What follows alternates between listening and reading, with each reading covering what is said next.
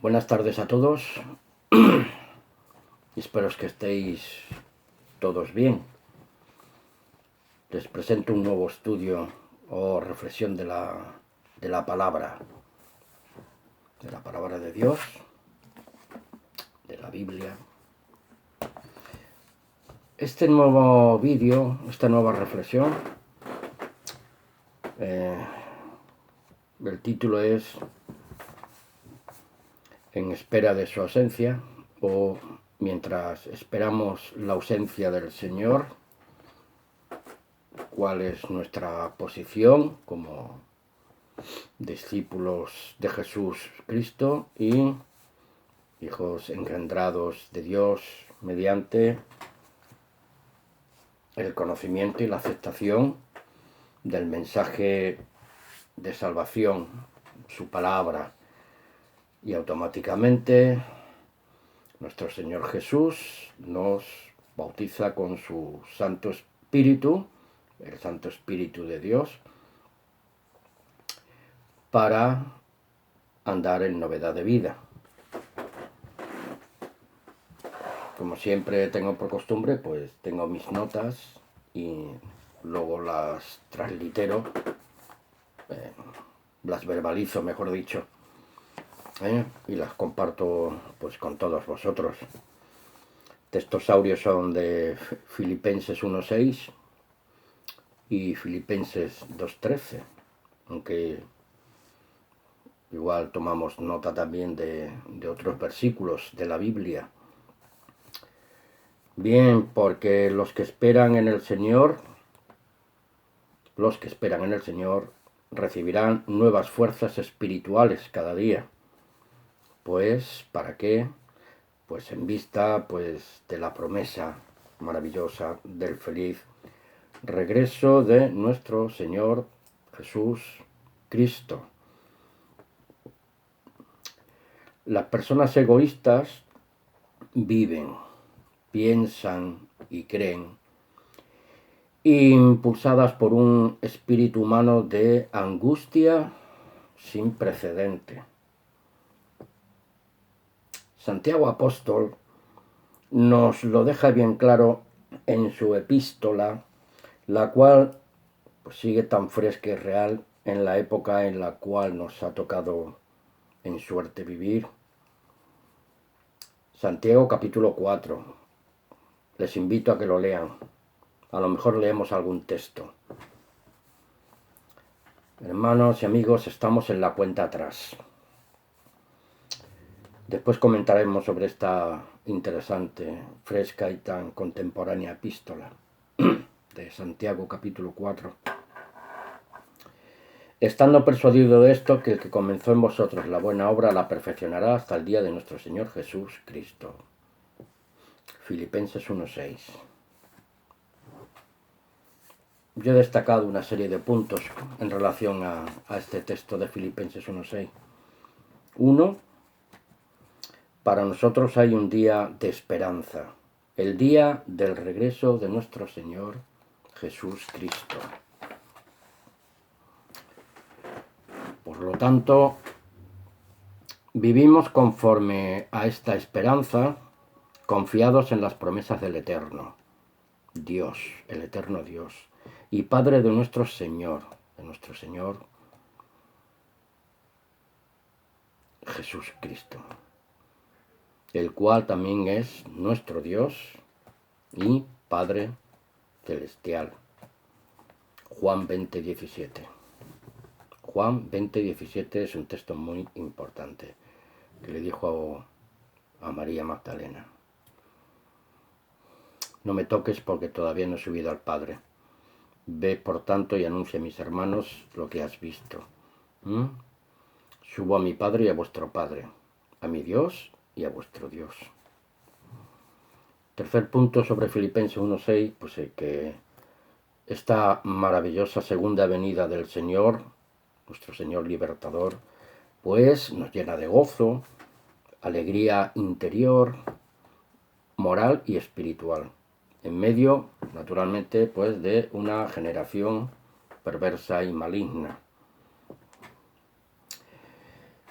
Y en espera de, y por su ausencia, pues mientras tanto, pues nos vamos renovando y fortaleciendo nuestro hombre, nuestro ser interior, gracias a la presencia y el poder del Santo Espíritu de Dios, porque es el Dios Todopoderoso quien hace posible esta obra divina y espiritual en cada uno de nosotros, hasta el regreso de su bendito Hijo Jesús.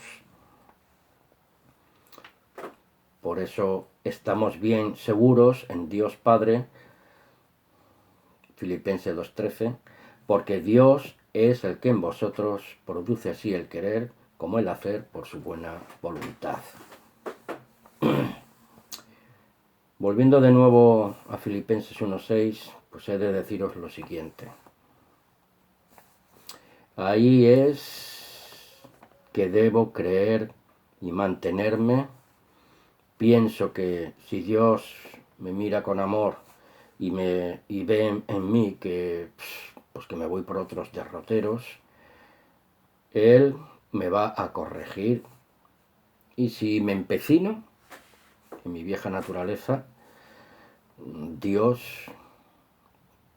pudiera ser que me quitara la vida, me quitara del medio, pero no para destruirme, no para perder mi salvación, sino para que no siga haciéndome daño más a mí mismo.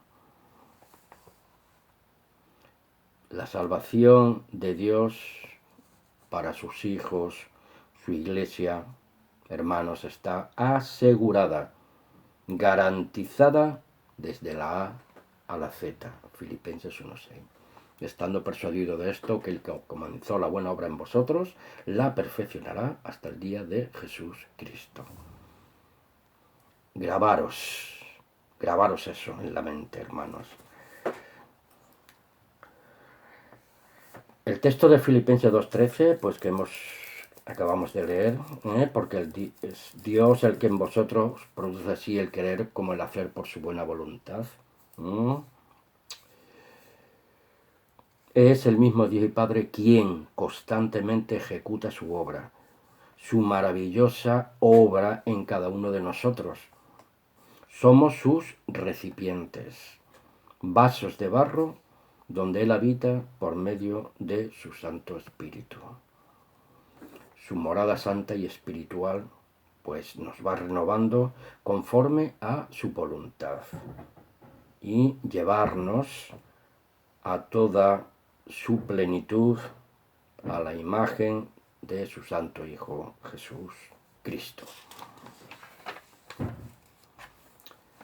Dicho lo dicho hasta ahora, pues cabe hacernos una sencilla y trascendental pregunta. Como discípulos de Jesús Cristo e hijos de Dios, engendrados por su palabra y bautizados por el Señor Jesús en Espíritu Santo, ante la verdad de Dios,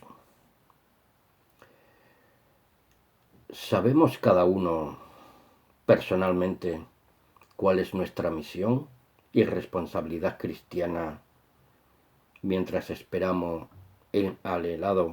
ese anhelado y glorioso regreso de nuestro Señor Jesús, Mesías?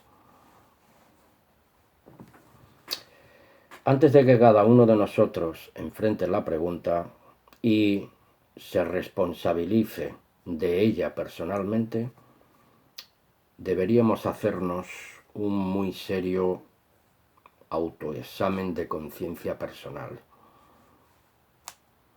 Nunca perdamos el tiempo de Dios concedido a cada uno de nosotros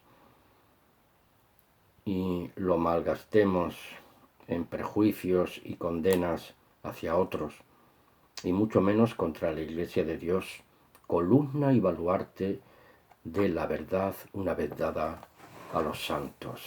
Judas 3. Con respecto al último comentario, vamos a leer en las epístolas del apóstol Pedro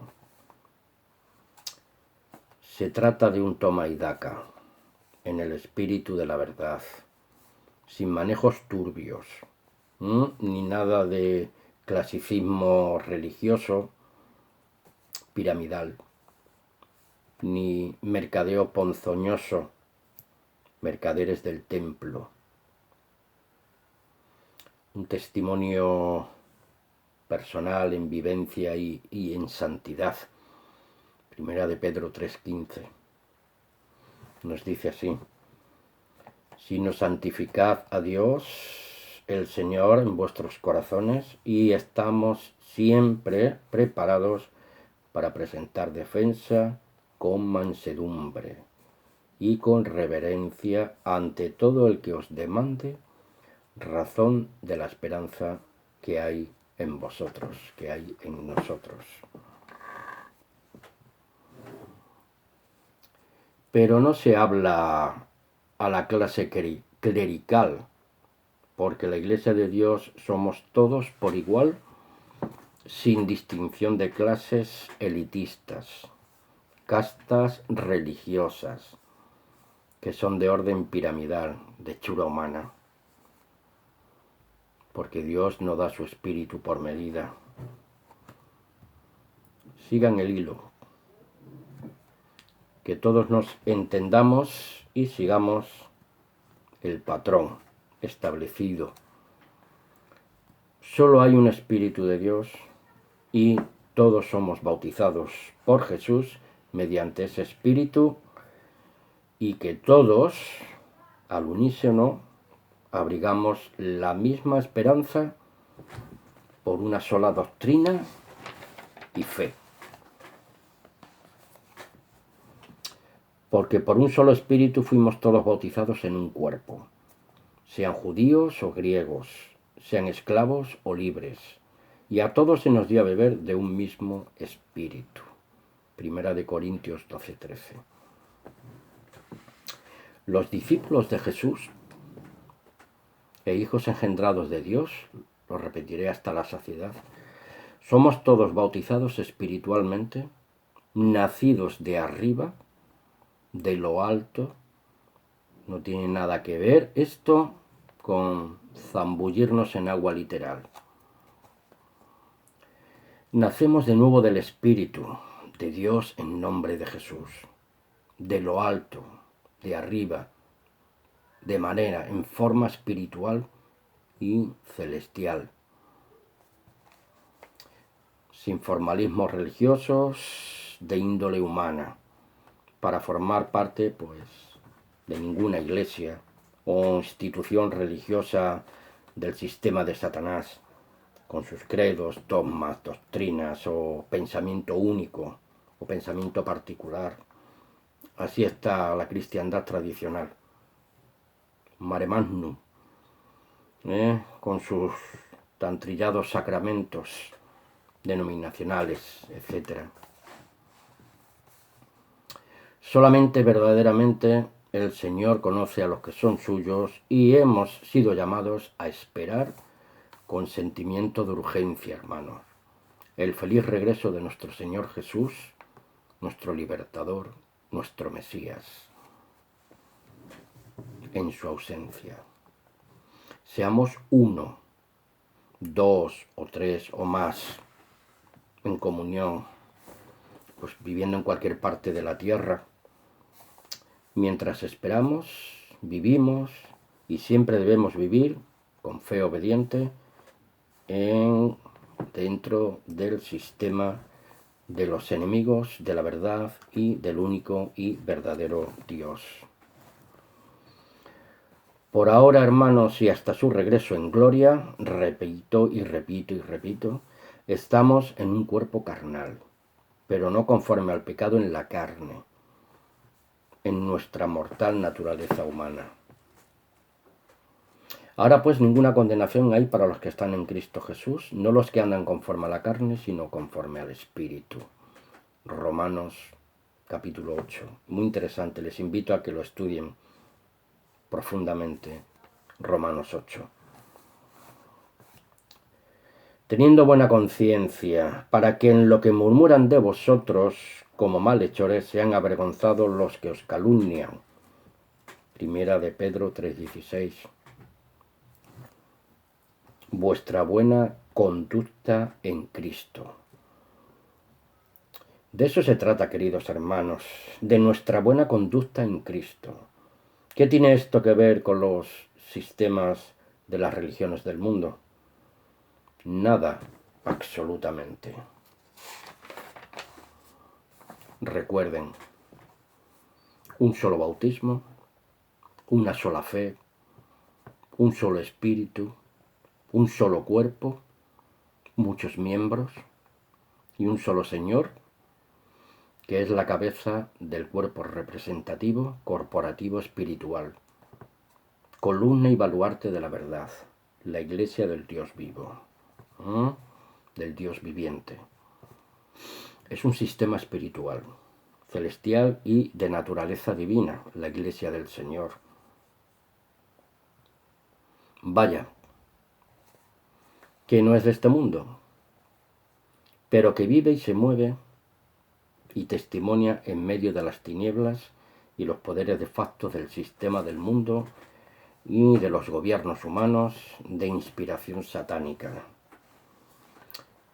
Mientras vivimos y esperamos al regreso del Señor, vamos activando en su iglesia, que no es mi iglesia ni es tu iglesia, es la iglesia de Dios, la herencia que ya disfrutamos en espíritu y en verdad, por medio, pues, de los dones y capacidades adquiridas por su bendita misericordia y amor divino. Primera de Pedro 4:10 dice: cada uno según el don que ha recibido, ministrelo, que sea para el servicio de otros, ministrelo a los otros, pues como buenos administradores de la multiforme gracia de Dios, que no es nuestra, es de Dios. ¿Recuerdan la analogía que nos presenta Pablo entre la Iglesia en todo su conjunto con respecto al cuerpo humano? Búsquenlo en la Biblia. Trabajen, busquen, reflexionen, estudien, guarden, apliquen. Yo intentaré un tanto de lo mismo, hermanos. La Iglesia de Dios en Cristo, la cabeza de la Iglesia es Jesús, nuestro Señor, el Cristo, como el pastor, guía, dirección, propósito y conclusión final. Él la lleva a cabo en medio de su pueblo espiritual.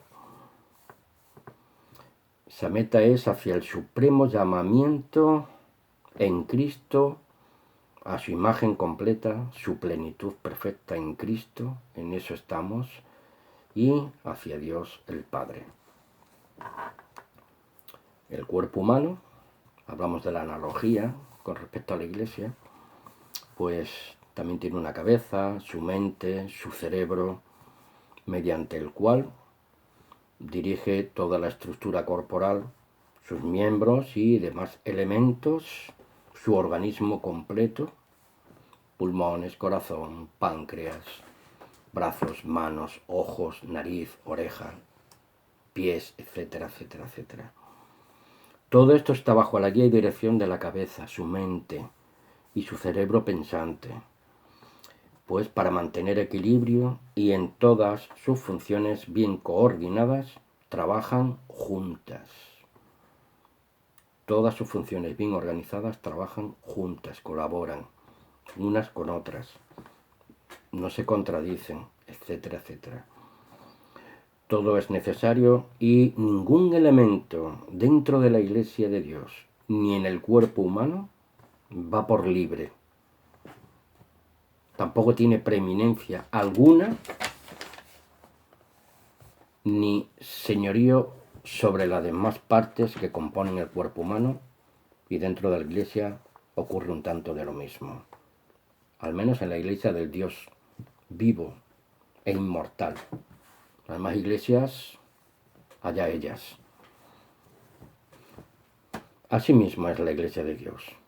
la iglesia del Dios vivo e inmortal, bondadoso y de eterna misericordia, paz, amor, inconmensurable.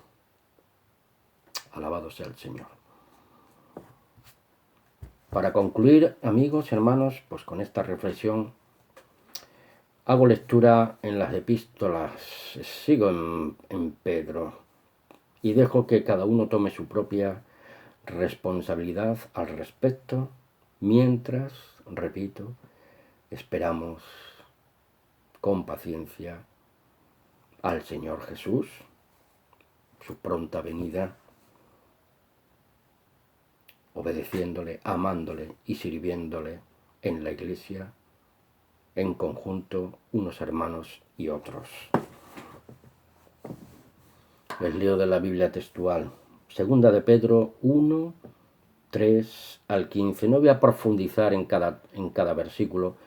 Ustedes deberían de tomar buena nota, así como yo me voy a esforzar por hacer lo mismo.